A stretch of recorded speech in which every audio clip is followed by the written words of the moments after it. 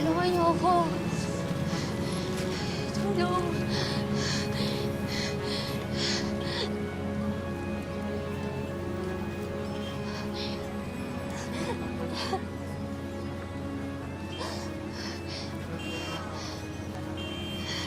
Tulong!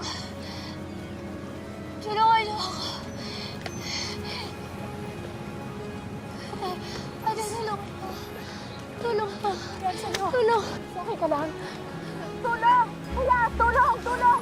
Tulungan niyo kayo para mawala sila! Miss, please! Ano nangyari sa'yo? Sino may gawa sa'yo niyan?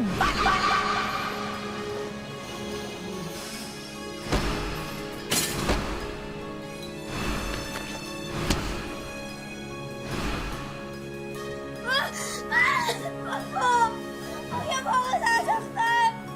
Ayoko na!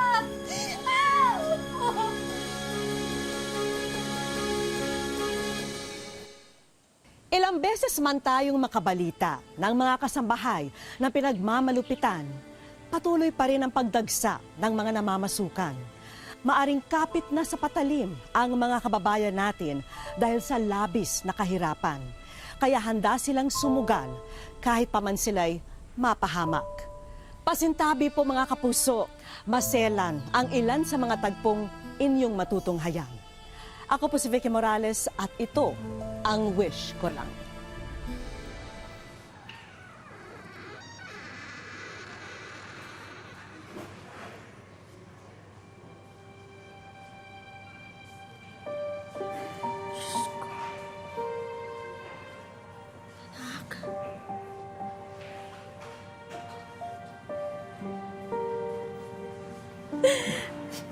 Ano nangyari to, anak? Ano nangyari sa'yo? Sino gumawa nito sa'yo, anak?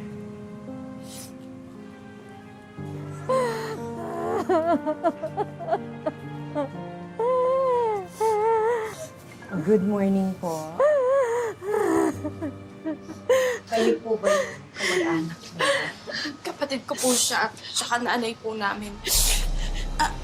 Ano po nangyari sa kanya, Dok?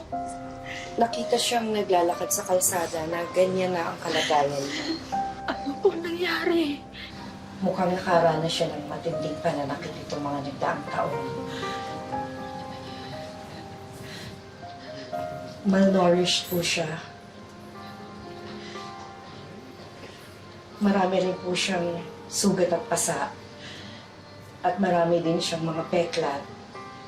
At ang iba doon ay parang maraming taon nang nakalipas. Ngunit ang iba po eh parang kailan lang niya nakuha. Meron din po siyang pingas sa parte ng kanyang tenga. At nasira rin po ang ligament sa kanyang ilong. At natanggal po ang nipple niya sa kanyang dibdib habang ang isa po halos natanggal din.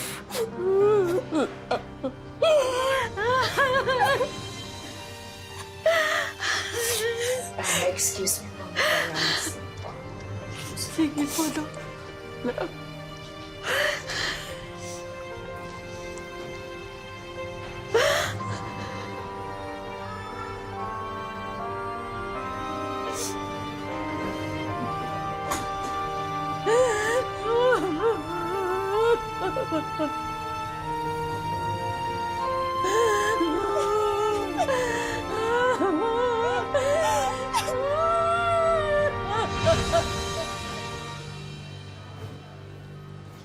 Excuse me po.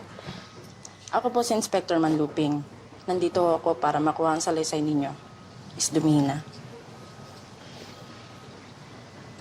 Kaya mo ba, anak?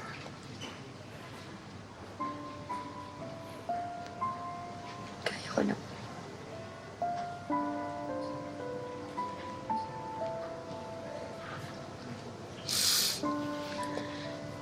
Sampung taon nang nakaraan. Nauna akong namasukan. 2,500 ang sweldo kada isang buwan. Libre naman ang pagkain, syempre. Carmen, sigurado ka ba sa trabahong ibibigay mo kay baby? Ang totoo po, ni-refer lang ito ng kaibigan ko. Pero dalawa namang kasambay ang makakasama doon ni Baby. Kausapin ko muna yung anak ko, ha? Sige.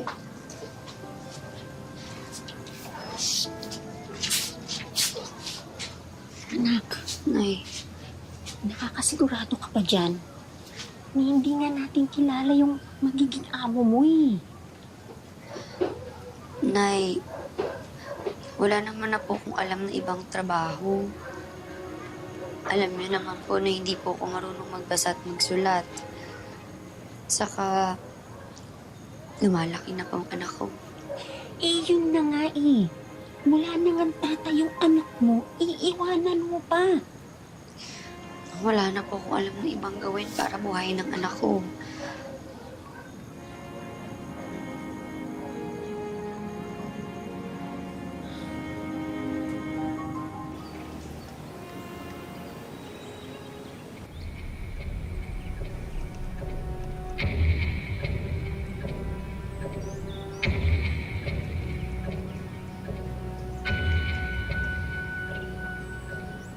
Ako si Mrs. Torquemada.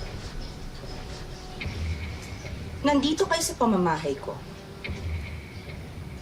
para magtrabaho. Hindi para manood ng sine o telebisyon. Hindi para makipagnobyo o mag-asawa. Kundi magtrabaho. Lahat ng utos ko at utos ng mga anak ko susundin mo. Walang reklamo. Walang question. Naiintindihan niyo? Paliwanag ka! Opo. Ganyan! Lalakasan yung mga boses nyo, hindi yung para kayong mga pipe! Welcome.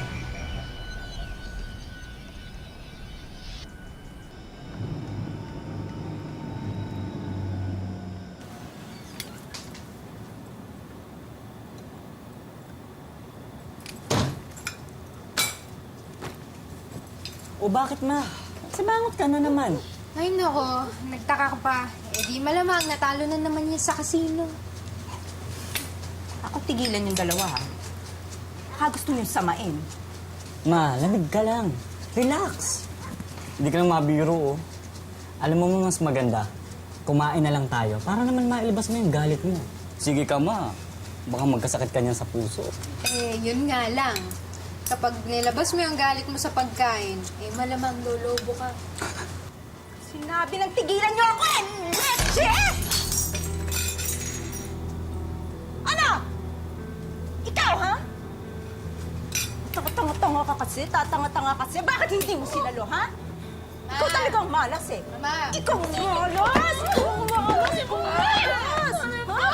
Wala nang dumating ka dito, ha? Minalas na ako. Nakatagpunta ko sa kasino, ha? Nakatagpunta ko sa kasino! Tama, Ikaw yun, ha? Pay-pay! Tamad-tamad! Mama! Ano? Teka, ano sabi mo? Ano sabi mo? Ha? Ano sabi mo, ha? Ganun, ha? Tama na? Inuutusan mo ako? Pinagsasabihan mo ako? Ha? Gusto mo samain? Gusto mo samain?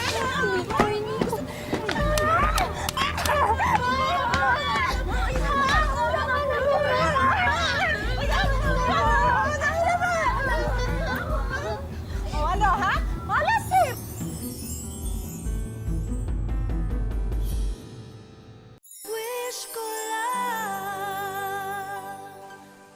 Isang single mother si Baby. No read, no write at walang ibang alam na trabaho. Kaya pumayag ng maging kasambahay sa isang mayaman na pamilya. Ang hindi niya alam, mala-impyerno pala ang kanyang napasukan dahil makakatikim siya ng sukdulang kalupitan sa amo niya. Pagkatapos po nun, simula na po ang pananakit nila sa akin, sa amin. Tuwing nagkakaproblema po siya sa trabaho. Kapag natatalo po siya sa kasino. Sa amin niya po binubuhos ang galit niya. sa amin pong tatlong kasama ko sa bahay. Kaya po naisipan ng dalawa kong kasamang tumakas. Sumama ka na sa amin, baby. Hindi pwede. Kailangan ko ng trabaho. Para sa anak ko tsaka para sa nanay ko. Baliwala na yung pera mo kung patay ka na.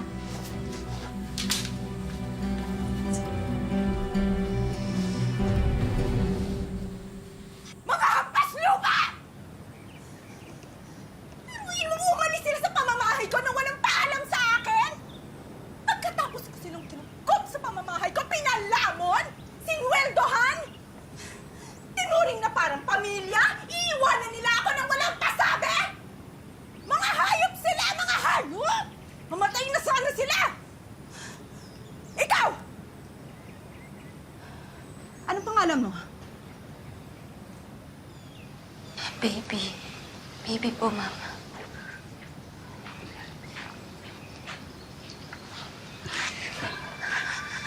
Baby. Salamat, ha? Salamat hindi mo ako iniwan. Salamat hindi ka sumama sa kanila.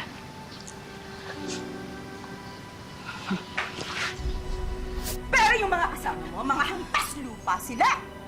Pag nakausap mo sila, sabihin mo yun, ha? Mga hayop sila. Makikita nila.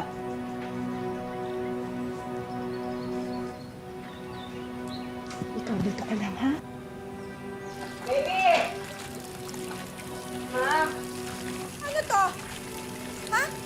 Napakasalaula mo talagang magtrabaho. Ha? Ha? Ha?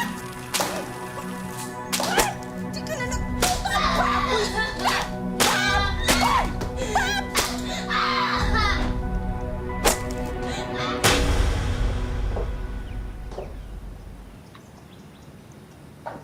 Baby.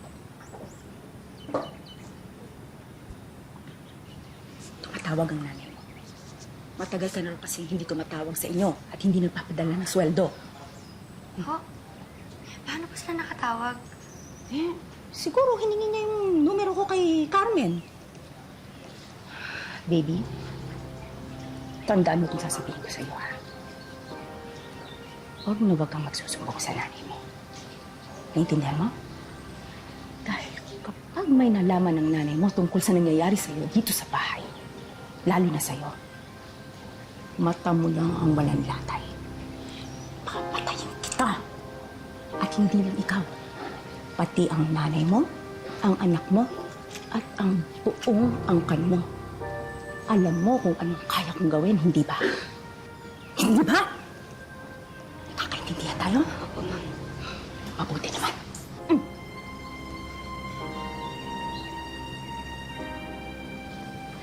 Hello, Nay. Hello? Baby! Kumusta ka na? Anak, bakit matagal ka nang hindi sumusulat sa amin o tumatawag? Miss na miss ka na namin. Nag-aalala na nga kami. Okay naman po ako, Nay. Pasensya na po kayo, ha? Kasi marami lang po akong ginagawa. Tungkol po pala dun sa sweldo, Nay. Ano po kasi... Huwag mo nang intindihin yon. Nakausap ko na si Mrs. Ang sabi niya, yun daw sweldo mo, ipapadala na lang daw sa amin. At hindi ko naman tinanong yun sa kanya. Siya nga nagbanggit eh. Nay, kamusta po si Jen? Ay nako, ayun, naglalaro sa labas. Eh kung alam ba niya natatawagin ka namin, eh naku na, andito na yun sigurado, agad-agad. Ay, sabi pa, miss na miss ko na po siya. Naku anak, miss ka na namin. Oh, Nay, pasensya na po kasi kailangan ko na po magtrabaho. Sige po. O sige anak, mag-iingat ka ha, at saka palagi ka magdarasal. Mahal na mahal ka namin, anak.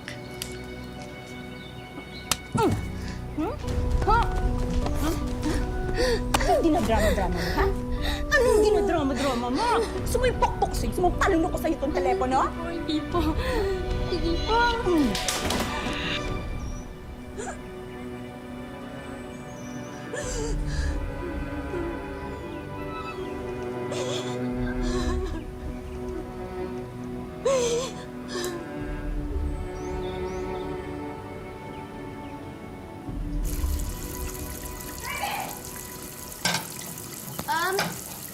Bebe! Ano to, ha? Ha? Ano to? Bakit hindi mo ito pinlansya, ha? Tingnan mo, lukot na lukot! Plansyahin ko naman po yan, Mami. Ano to? Paplansyahin? Paplansyahin? Bakit? Kailangan pang maghintay ako, ha? Hindi ba araw-araw ka naman dapat nagpaplansya? Natapos ko Ha? na. Gusto mo turuan kita magplansya? Ha? Ha? Halika, ha? Halika, halika. Mama, ano po gagawin ninyo?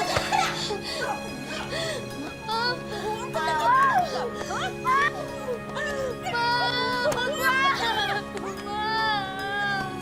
Ganito magplansya, eh!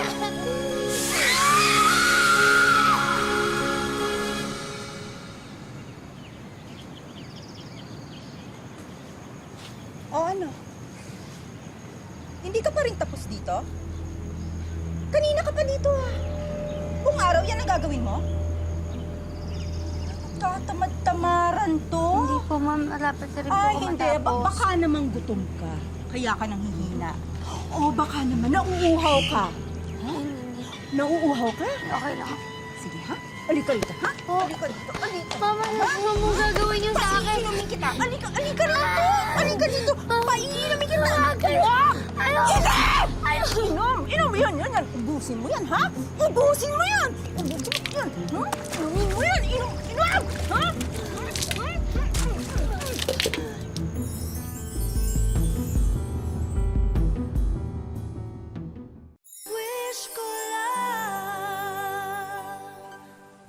Napagtanto ni Baby na malaking pagkakamali na hindi pa siya tumakas sa mga malulupit na amo.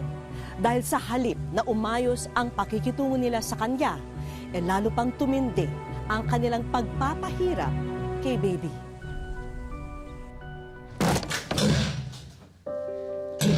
Inisip mo na naman ako kanina. Kaya ako natalo sa kasino! Ha? Talagang wala talagang gagawin mo kanina, ha? Ha? Ito.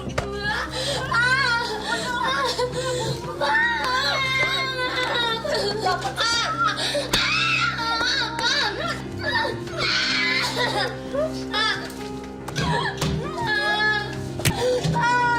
Tama na po,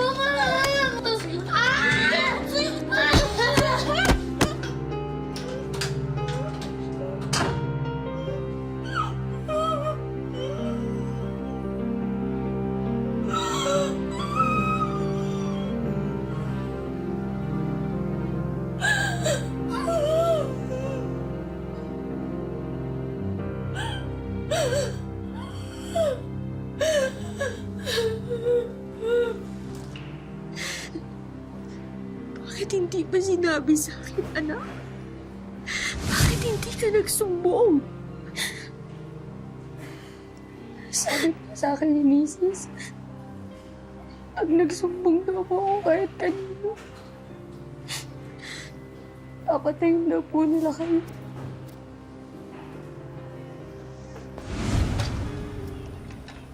Bebe! Ikaw talaga wala kang kadala-dala, ha? Bakit nagkamansya yung damit ko, ha? Hinalo mo na naman ang puti sa tikolor? Ha? Ilang beses ko magsasabihin sa'yo, ha? Ayusin mo ang paglalaba. Ano yan? Laman ng tamad? Ha? Kaya gusto mo? Peste ka! Halika dito! Halika, ha? Ha?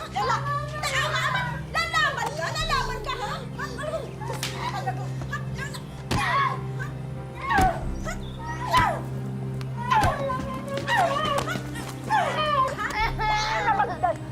Para magtanda ka!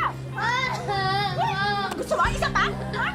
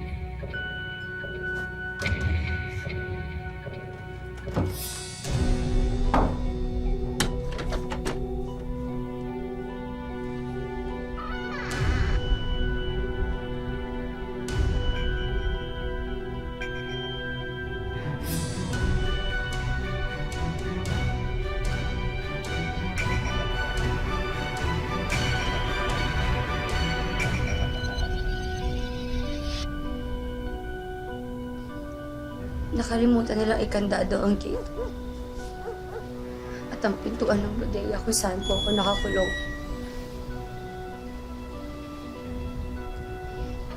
Yung gabing yun, doon na po ako naglakas ng loob, tumakas. Tapusin ang pagiging malupit nila sa akin.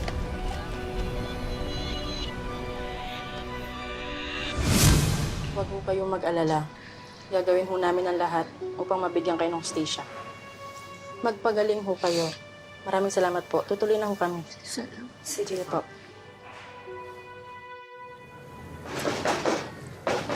Teka, sandali! Sino ba yan? Oy! Sino yan? Kung makakato kayo, kala mo kung sino? Ano? Ano? Anong kailangan mo? Para sa inyo po ito, Mrs. Ano yan? Sabihin na po, may 10 araw po kayo para sagutin to. At sinigurado lang namin na makakuha niyo po ito.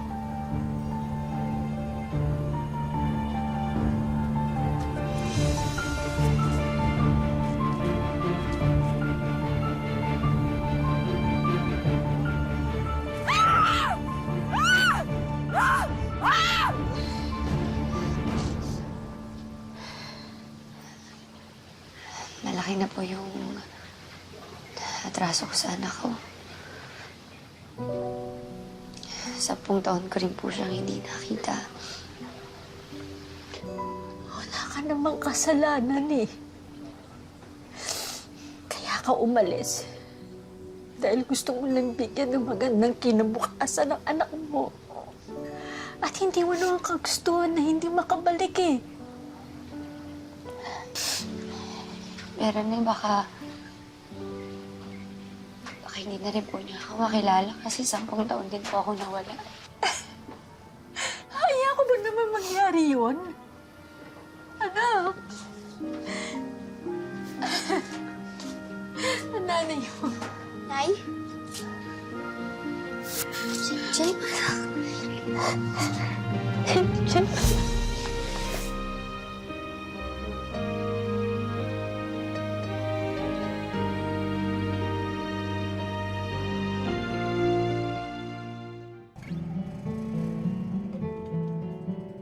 Magdadalawang buwan na mula nang makatakas si Baby sa malaimpyernong buhay sa kamay ng kanyang mga amo.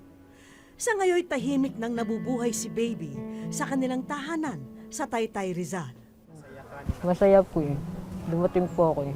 Makita po anak ko sa kapatid ko po, sa nanay ko po. Miss na miss ko po sa 10 taon po, hindi ko po nakita po eh. Matapos ang 10 taon, muling nakapiling ni Baby ang kanyang anak na sinadya naming itinago ang pagkakakilanlan. Labis ang naging pasasalamat ng mga nagmamahal kay Baby na muli silang nagkasama-samang mag-anak. Masayang-masaya na kaming pamilya dahil ganun man ang nangyari, nakikita namin na siya buhay. Nasampa na nila ng kaso ang mga dating amo. Tuloy ang kanilang laban upang mapanagot ang may sala sa sinapit ng dating kasambahay. Gusto po pinapakulong po sa kasalanan po sa akin po.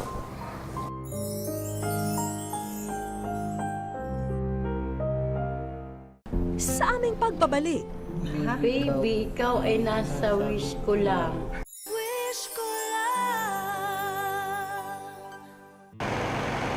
dinala namin ang mag-anak na dumihina sa isang photo studio.